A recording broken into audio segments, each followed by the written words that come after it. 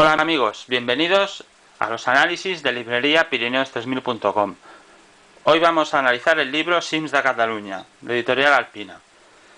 Como podéis comprobar, es un libro de gran formato y de tapa de cartón duro.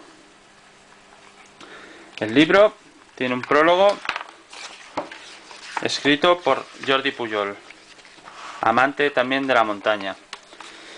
En el libro se describen 65 montañas. Aquí las tenéis, de toda Cataluña, repartidas por diferentes comarcas catalanas.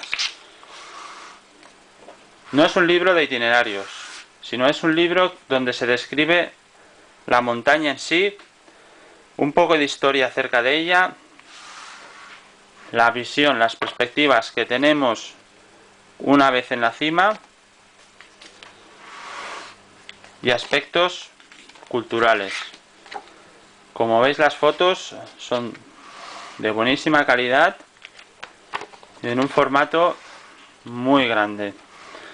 Es un libro sin duda para poder disfrutar en un sofá, sentados tranquilamente, y que nos va a enseñar más acerca de esa cima que queremos hacer,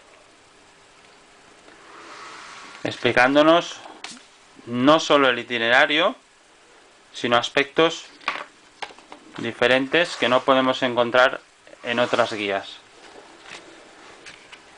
Así tenemos las 65 descripciones de cimas. En la parte final tenemos las grandes cimas del Pirineo. Y la última de ellas, la descripción de la Pica d'Estats. Cims de Catalunya, Editorial Alpina, un buen libro para tomar ideas de nuevas ascensiones a realizar. Y hasta aquí el análisis de Librería Pirineos 3000. Nos vemos en la próxima.